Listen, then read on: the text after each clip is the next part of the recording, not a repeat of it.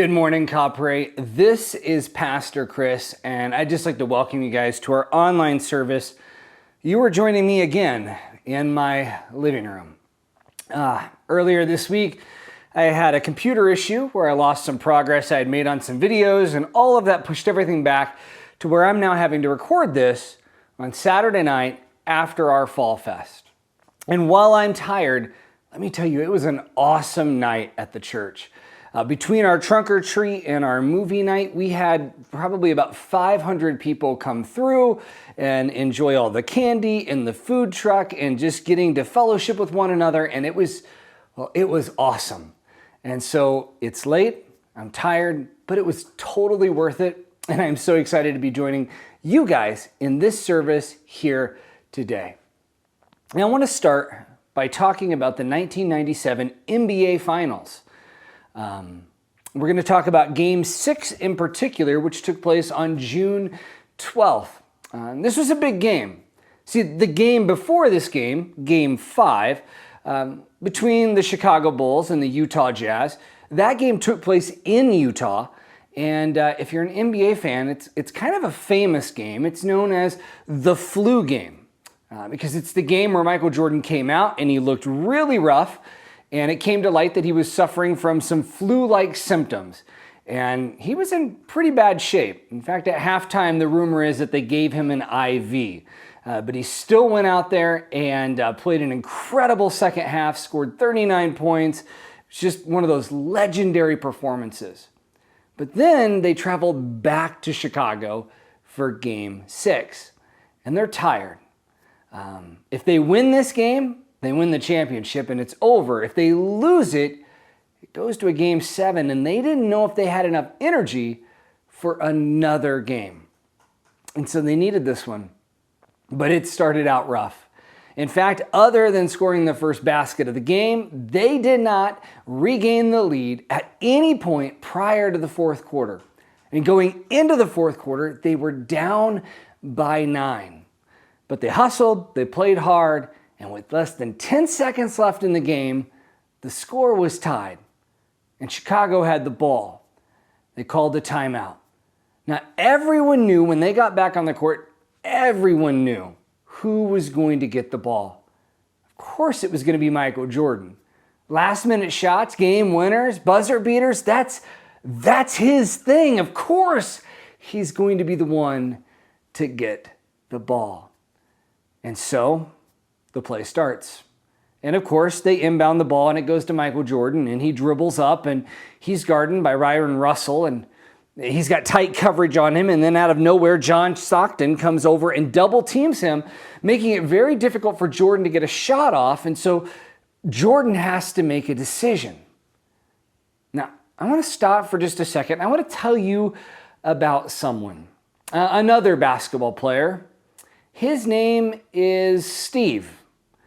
And this is what he looks like, which does not look like a basketball player. This looks like a basketball player.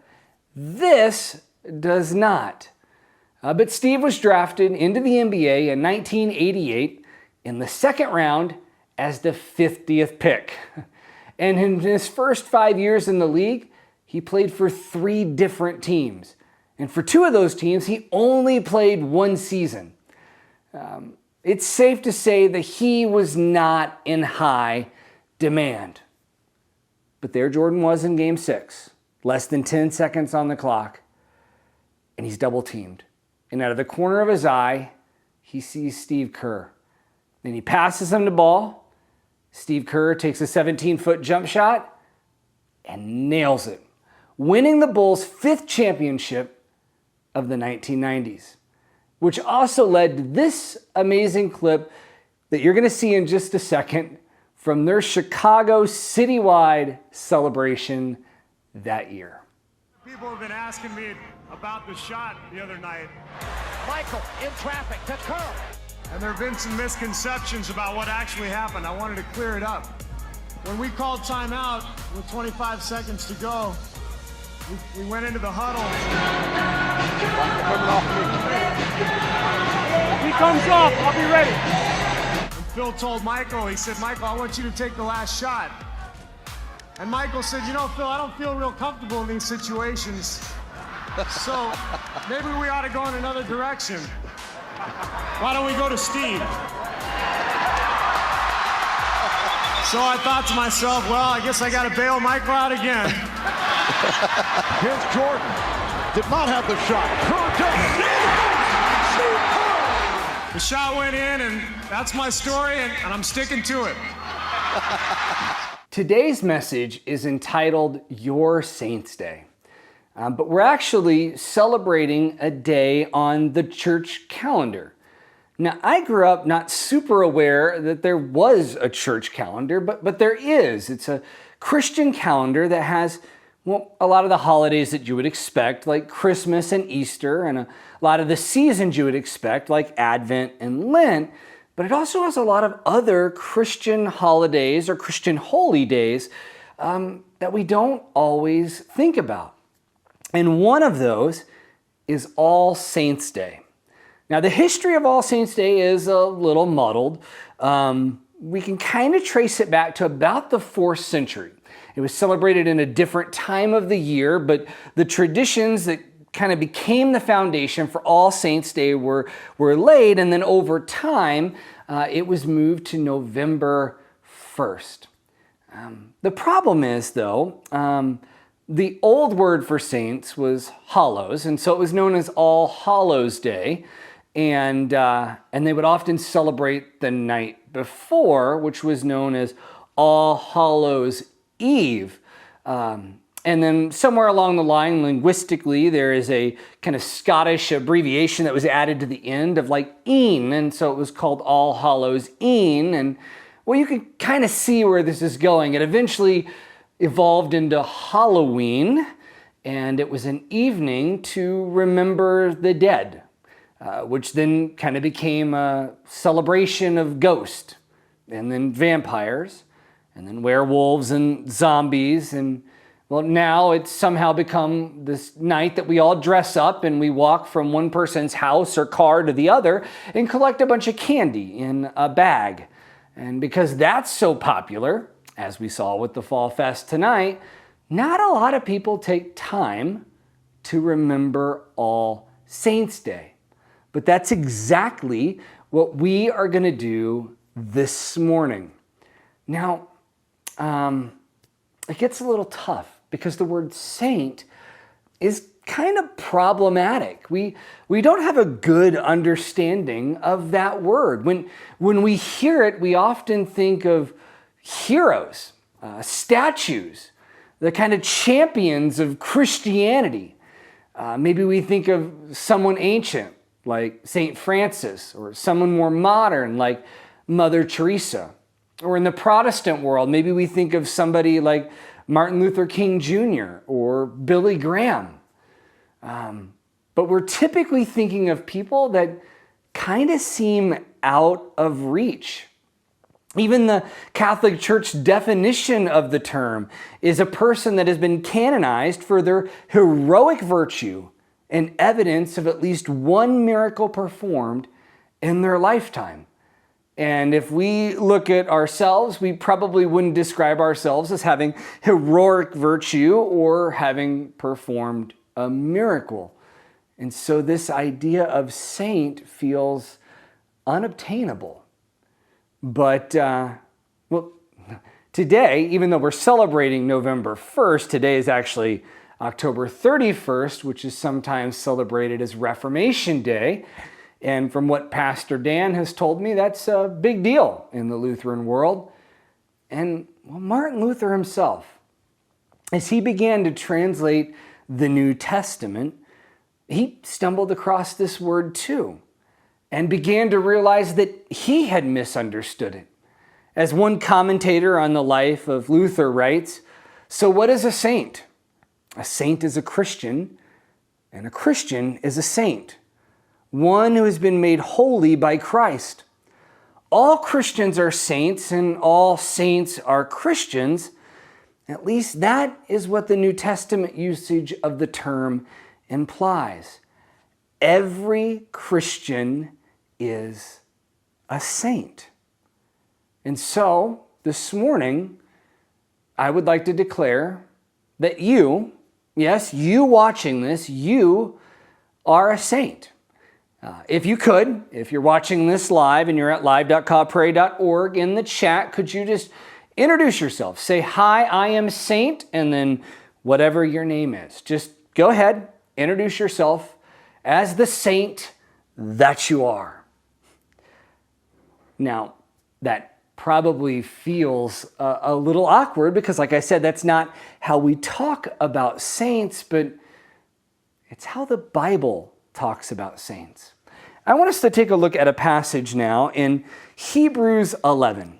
And some people refer to this passage as the Hall of Faith, kind of a play on the phrase Hall of Fame, and you'll see why here in a second.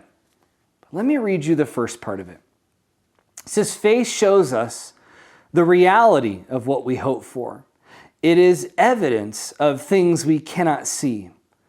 Through their faith, the people of days of old earned a good reputation. It says, by faith, we understand that the entire universe was formed by God's command, that what we now see did not come from anything that can be seen. In other words, that God was behind it all. And then it starts in with kind of this pattern. And I'm not going to read every word, but I want to read you the first few words of each of the sections here. It says, it was by faith that Abel brought a more acceptable offering to God. It was by faith that Enoch was taken up into heaven without dying. It was by faith that Noah built a large boat that saved his family from the flood. It was by faith that Abraham obeyed when God called him to leave home and go to another land.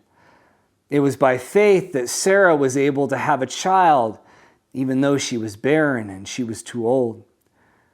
It says all these people died, still believing what God had promised them. And it goes on. It says it was by faith that Abraham offered Isaac as a sacrifice. It says it was by faith that Isaac promised blessings for the future. It was by faith that Jacob, when he was old and dying, blessed each of Joseph's sons. It says it was by faith that Joseph, when he was about to die, said confidently that the people of Israel would leave Egypt. It was by faith that Moses' parents hid him for 3 months when he was born. It was by faith that Moses, when he grew up, refused to be called a son of Pharaoh's daughter. It goes on. It was by faith that the people of Israel went right through the Red Sea. It was by faith that the people of Israel marched around Jericho for 7 days. And then it concludes, it was by faith that Rahab, the prostitute, was not destroyed with the people in her city who refused to obey God, for she had given a friendly welcome to the spies. He actually says, what more do I need to say? It would take too long to recount the stories of faith, and then he lists off a bunch of the heroes of the Bible. I find this to be such an interesting passage. You know, we don't know who for sure wrote Hebrews, but we know that it is one of the best written books in the New Testament. The language used in it is written at a higher level than many of the other writings. There's almost a poetic nature to it, especially this passage, the repetition of the by faith. And yet, as eloquent as this author is, they decided to conclude this hall of faith with Rahab, the prostitute, the sex worker who welcomed God's people. And it might seem odd, but you know, that's kind of what God does. God uses those he's not supposed to use. That's kind of his thing. You know, even if you go back through the list and you look at the ones that we would maybe call saints, they weren't perfect either. As one meme online says, and I love this, Jacob was a cheater, Peter had a temper, David had an affair. Noah got drunk. Jonah ran from God. Paul was a murderer. Gideon was insecure. Miriam was a gossiper. Martha was a warrior. Thomas was a doubter. Sarah was impatient. Elijah was moody. Moses stuttered. Zacchaeus was too short, and Abraham was too old, and Lazarus was dead. See, these individuals didn't display heroic virtue. They were all unlikely heroes, accidental saints, if you will, which actually Lutheran theologian and writer Nadia Bolz-Weber has a book entitled Accidental Saints, and early on in that book, she makes this statement right here. It has been my experience that what makes us the saints of God is not our ability to be saintly, but rather God's ability to work through sinners. That's God's thing. God has a history of using the Steve Kerrs as much as the Michael Jordans. He has a history of using the people he shouldn't use. In fact, the moment you say you're not the type of person that God can use, you become the type of person that God often uses. And that's what makes us saints. Not that we are champions, but that we champion God. That we allow God to work through us to make the world more like the world He created it to be. This morning, I want to tell you about a saint called Huggy Bear. My grandpa Huggins, Jim Huggins, for many years worked at a printing press, and the guys he worked with gave him a nickname. They called him Huggy Bear, and he worked hard, paid the bills, bought a home, raised a family. But somewhere along the line, he felt a calling in the ministry to be a preacher. And several years ago, when he passed away, my grandma gave me this beat up, taped up brown box right here. And in this box is a bunch of cassette tapes. And for those of you younger than me, those were things that had audio on it. You'd put it in a thing and press a button and it would play the audio that was on the tape. And each of these tapes is one of my grandpa's sermons. Also in this box is this photo right here of the church sign that mentions Pastor James Huggins. Now, unfortunately, life circumstances made it so that he couldn't make this his full-time job and eventually had to give it up. But he passed that passion on to me. In fact, when I felt the call into the ministry, he prayed for me often. In fact, we had this habit that when he knew I was going to be preaching, he would call me or send me an email, and he would use this phrase. It was kind of a play on the phrase, give him hell, but he would tell me to give him heaven. In fact, those were his last words to me. If you ever take a look at the Bible that I preach from on Sundays, you'll see that I've had those words engraved into the cover of my Bible. Next time you preach, give them heaven. To my grandpa, that's what a saint was. It was somebody who gave them heaven. And I always loved that perspective of the faith. So often I think as Christians we become so obsessed with getting people to heaven that we forget to get heaven to people. But it's when we do that, when we bring God's kingdom here to earth, when we make this world more like God created it to be, well, that's when we're a saint. And Grandpa, Huggy Bear, he was my saint. And the light that was lit in him was passed on to my mom and my dad and eventually me. And it's hopefully the same light you see every time I sit down in front of this camera to preach, or every time I step onto the platform at Caw Prairie to preach. So this morning, I want to ask the question, who is your saint? Who is someone that has gone before you, that has passed away now, but made an impact on your life and on your faith?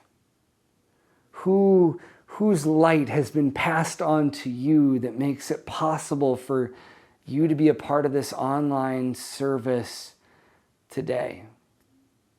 That's your saint. And on All Saints' Day, that's who we celebrate. Because the truth is, a lot of the people we call saints haven't really made an impact in my life, at least not a direct impact. St. Francis had no idea who I was, neither did Mother Teresa.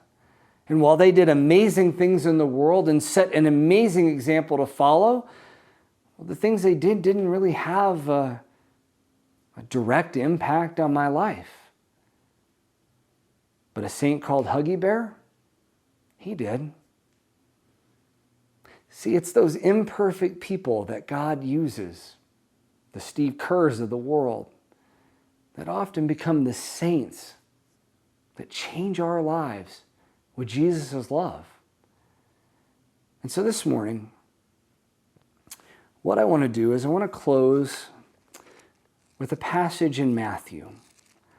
Now, there's another thing along with the church calendar called the lectionary. And it has a list of passages that many churches choose to preach from on Sundays. And so there are churches all over the world that are teaching from the same part of the Bible. Now at Caw Prairie, we don't always follow it. We get a little more kind of creative or rebellious and do some of our own sermon series. But I took a look at the lectionary for All Saints' Day, and one of the passages that often comes up is in Matthew 5. It's the Beatitudes, which is the passage that says God blesses, and then it has several repetitions and lists off different people that God blesses. And yet right after that, there's this passage I want to read you. At first I thought, how does this passage that's listed here in the lectionary apply to saints? But then you get to this, and for me, this is what made it all make sense. Matthew 5, starting in verse 14. You are the light of the world, like a city on a hilltop that cannot be hidden. No one lights a lamp and puts it under a basket. Instead, a lamp is placed on a stand where it gives light to everyone in the house. In the same way, let your good deeds shine out for all to see, so that everyone will praise your heavenly Father. To me, it's those who do that that are the true saints. So this morning, I've made this sermon a little shorter on purpose. I'm going to play a couple of songs now instead of just the one that we sometimes do. And I wanted to do this to give you guys time, that if you were willing to stick around, to be in the chat, and to share about your saint. Tell us about one of the saints in your lives, one of the lights in your lives, someone who has passed away but has left a lasting impact. And if you would do that, I really think that we could have a pretty meaningful ending to today's online service. So I know it can be a little scary to throw something into the chat, to engage with others, to put yourself out there, but, well, it's your Saints' Day, or All Saints' Day. And I want us to take time to honor, well, the saints. And so, God, I pray that's what we can do this morning. That we can think about, pray about, be grateful for those who've come and gone in our lives but that have made the world a little bit more like the world you created it to be. Those imperfect, unlikely heroes, the accidental saints. And I pray that maybe you'll give a few of us the courage to share in the chat about one of the saints in our lives. In Jesus' name, amen. Thank you so much for joining me this morning.